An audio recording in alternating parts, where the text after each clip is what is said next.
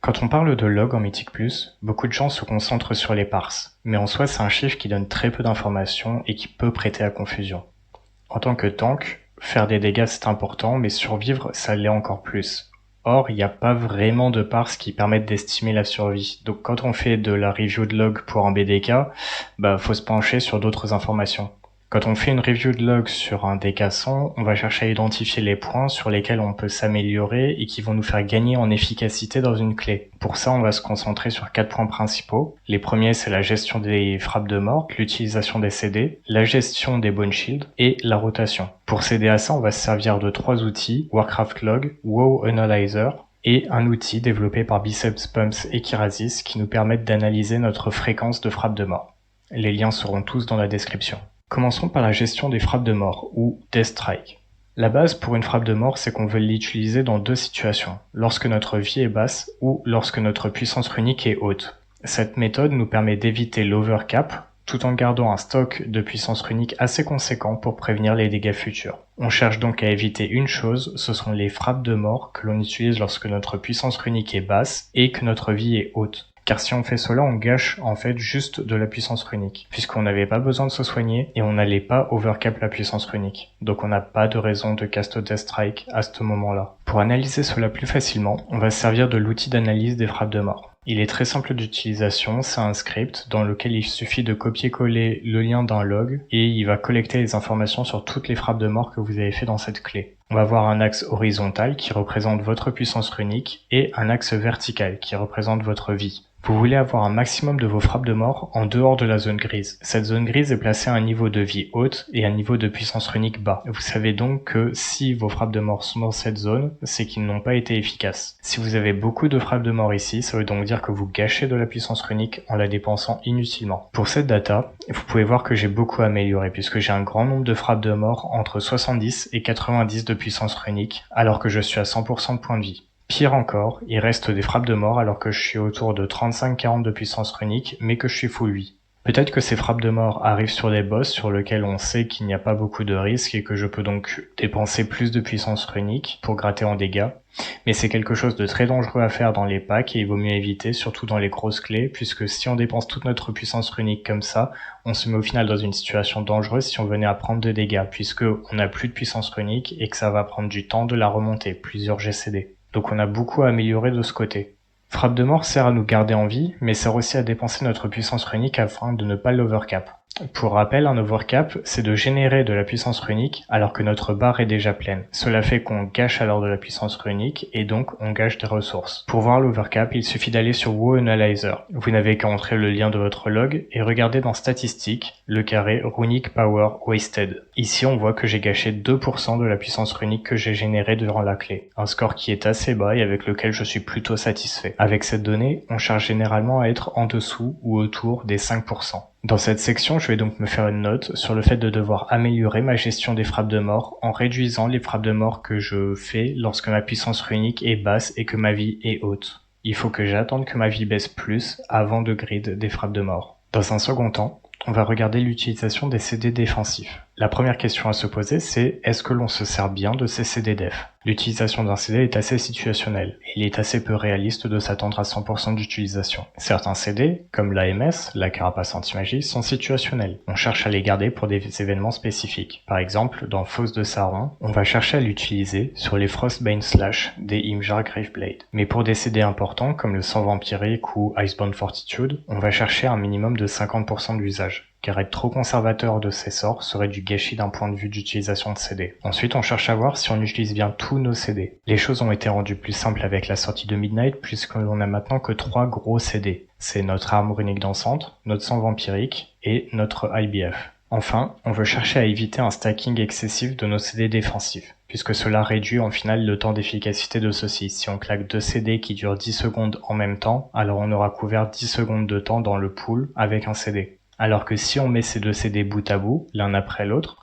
on aurait alors pu couvrir 20 secondes. On doit néanmoins garder en tête que pour certains buffs, c'est assez compliqué. Par exemple, avec le proc arme runique dansante, on a des chances d'avoir des procs durant d'autres CD déjà actifs. Ou avec l'AMS, par exemple, on a des chances de devoir le claquer pour éviter une capacité alors qu'un autre CD def est déjà actif. Ici, on va donc se contenter uniquement des overlaps entre le sang vampirique et notre IBF. Avec WoW Analyzer, on voit que l'arme runique dansante a été cast 16 fois et qu'au total j'aurais pu la cast 20 fois sur la durée de la clé. On est donc à 80% d'utilisation, ce qui est plutôt satisfaisant même si on aurait pu chercher à avoir un ou deux casts en plus. En revanche, lorsque l'on regarde le sang vampirique et IBF, on se rend compte que le sang vampirique n'a que 54% d'utilisation et que IBF est autour de 40. On utilise moins IBF du fait de son long CD et du fait de vouloir favoriser sang vampirique pour en avoir plusieurs dans le pool. Mais ces chiffres sont quand même assez bas. On cherche plutôt à faire tourner sang vampirique autour des 60% et IBF autour des 50%. Chercher à maximiser ces utilisations de CDDEF peut être utile même si vous êtes en petite clé et que vous ne ressentez pas le besoin d'en utiliser aussi souvent, puisque cela vous permet quand même de développer le réflexe de les utiliser lorsque vous ne les avez pas d'actifs, et que cela peut vous permettre aussi de vous entraîner à ne pas stack vos CDDEF, chose qui est assez courante chez les joueurs lorsqu'ils sont sous pression et qu'une situation effrayante arrive, le premier réflexe étant de claquer plusieurs CDDEF d'un coup. Pour ce qui est du stacking de CD justement, on cherche à éviter les situations comme celle-ci. On peut voir que j'ai utilisé le sang vampirique et qu'à peine 4 secondes plus tard, j'ai envoyé IBF alors qu'il n'y avait pas vraiment de raison. C'est le genre d'utilisation à éviter avec ces deux CD. Ce cas illustre bien le gâchis de temps puisque IBF se termine avant même la fin de sang vampirique. Et après sang vampirique, j'ai le bouclier de Ombilicus Aeternus. Ce qui fait que utiliser un CD à ce moment-là est complètement inutile. La troisième étape, c'est de regarder notre gestion des Bone Shield. Pour ce faire, on regarde plusieurs choses. Déjà, on va regarder l'uptime du buff, puisque le but étant d'avoir un maximum d'uptime dessus. Si on prend en compte le temps dans le donjon où l'on n'est pas en combat, parce que l'on se déplace vers le prochain pool, parce qu'il y a des phases de roleplay, si on regarde cela, 98% est totalement satisfaisant. On va ensuite regarder en moyenne combien de Bone Shield on avait durant la clé. C'est une bonne chose d'en avoir plus, puisque Bone Shield est un moyen d'augmenter aussi vos points de vie, grâce au talent Full Bulwark, qui augmente vos PV de 1% par nombre de Bone Shield. Ainsi, si vous en avez 10, vous aurez 10% de PV supplémentaires.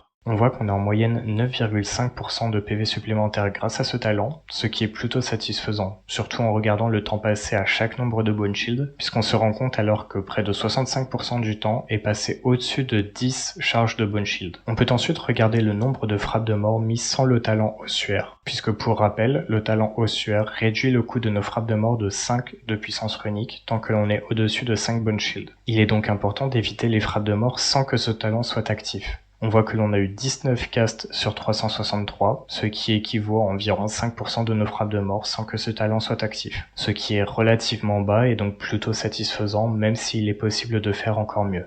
On regarde aussi les mauvais casts de Marorend. Ce sort coûte 2 runes et génère 3 Bone Shield. Mais il va générer moins de puissance runique par rune qu'un sort comme Earth Strike. On va donc chercher à éviter de cast ce sort si ce n'est pas nécessaire pour refresh les Bone Shield ou pour en générer de nouveaux. On appelle mauvais cast les casts de Marorend qui se font lorsque le timer de Bone Shield est supérieur à 5 secondes et que nos stacks sont supérieurs à 7, puisque cela nous fera alors overcap nos Bone Shield et que ça ne servira pas à refresh le timer. Ici, on voit qu'il n'y a que 2 mauvais casts sur un total de 121, ce qui fait 1,6% de mauvais casts, ce qui est parfaitement satisfaisant. Overall, on peut dire que la gestion des Bone Shield semble être plutôt bonne et ne pas avoir de gros soucis. Pour le reste de la rotation, on va se concentrer sur l'uptime de notre Blood Plague, l'uptime de Death and Decay et l'utilisation des sorts Reaper's Mark et Raise Dead. Pour Death and Decay, 57% est assez satisfaisant. On cherche généralement à avoir entre 50 et 65% d'uptime sur ce buff. Avoir moins d'uptime voudrait dire que l'on n'a pas passé assez de temps dans notre mort et décomposition, mais avoir plus d'uptime dessus voudrait dire que l'on refresh trop souvent notre mort et décomposition, et que donc on n'utilise pas assez les 4 secondes additionnelles du talent Cleaving Strike. Dans notre rotation, nous allons aussi regarder le nombre de runes gâchées. On se rend alors compte que notre utilisation de Earth Strike est beaucoup trop faible puisque l'on tourne autour de 35% de runes gâchées, ce qui est un score beaucoup trop haut. Selon moi, cela vient de 2 facteurs. Tout d'abord, avec la sortie de Midnight, on a gagné un talent Apex qui nous donne des Earth Strike gratuits, et le talent Boiling Point qui fait que Blood Boil a gagné en priorité dans notre rotation. Néanmoins, même en prenant ces éléments, on devrait tourner qu'autour de 10 à 15% de runes gâchées, ce qui est acceptable. Donc il y a un vrai manque d'utilisation de nos runes. Cela va de pair avec une surutilisation de frappe de mort, que l'on utilise à 70 voire 90 de puissance runique. Ici on peut donc voir qu'un des axes majeurs à améliorer de notre rotation est de moins utiliser frappe de mort On peut donc voir que l'un des axes majeurs pour s'améliorer dans notre rotation, c'est de moins utiliser frappe de mort à des niveaux de puissance runique inadaptés et de prioriser nos Earth Strike afin de moins gâcher de runes. Cela nous aidera ainsi à gagner en efficacité lors de la génération de puissance runique. Pour Raise Dead, le sort a 1 minute 30 de temps de recharge et est hors GCD. Il n'y a donc pas vraiment de raison de ne pas le cast dès que possible. On voit ici que j'ai raté beaucoup de castes, c'est probablement dû au fait que j'ai macro l'habilité dans mon arme runique dansante, mais que je retarde parfois l'utilisation de ce CD. Je pourrais donc l'utiliser beaucoup plus souvent, et cela me permet de réaliser que cette macro n'est pas une si bonne idée et que je vais devoir gérer Raise Dead d'une manière différente. Peut-être en l'incluant dans une autre macro avec un autre spell pour ne pas avoir à y penser, ou au contraire en commençant à y penser pour le claquer dès qu'il est disponible. Pour ce qui est des castes de Reaper's Mark, 36 utilisations sur 40, ça nous donne environ 90% d'utilisation. Ce qui est très bon et parfaitement acceptable, surtout lorsque l'on considère que parfois il faut garder Reaper's Mark à la fin d'un pool afin de s'en servir au prochain pool, à la fois pour générer de l'aggro, pour gagner des stacks de Exterminate et pour avoir un bon prix au damage sur un mob important dans le pool. Tant que l'on reste au-dessus des 75% d'utilisation, c'est une bonne chose. En conclusion, on voit que j'ai de très gros points améliorés, notamment sur le fait de moins prioriser mes Blood Boil et mes frappes de mort lorsque je suis à 70 ou 90 de puissance runique, et d'utiliser beaucoup plus mes Earth Strike afin de générer plus de puissance runique, et de moins gâcher de runes. La gestion des CD def ne semble pas poser trop de soucis, même s'il est souhaitable d'utiliser un petit peu plus le sang vampirique et IBF. Le reste semble plutôt solide. Avec cette vidéo, j'espère que vous verrez que les parses ne font pas tout, et que même en regardant très sommairement un log, on peut identifier beaucoup de points d'amélioration, et qu'avec les outils d'analyse à notre disposition aujourd'hui, c'est plutôt simple d'analyser les logs. J'espère aussi que vous aurez pu vous rendre compte que même en 20 et avec 99 de parses, personne ne joue parfaitement, et qu'il y a toujours des choses à améliorer. Mais cela vous montre aussi que vous n'avez pas besoin d'être incroyablement bon pour arriver à ces niveaux de clés. Il faut juste vous accrocher. J'espère que cette vidéo vous aura été utile. Cette méthode est beaucoup employée par les gros joueurs BDK du monde anglophone comme Kirasis, et donc je voulais vraiment la partager en français afin d'aider les nouveaux joueurs DK à savoir comment faire leur review de log afin d'identifier les points qu'ils peuvent améliorer. Si cette vidéo vous a plu, n'hésitez pas à vous abonner, et si vous avez des questions, n'hésitez pas à les poser en commentaire.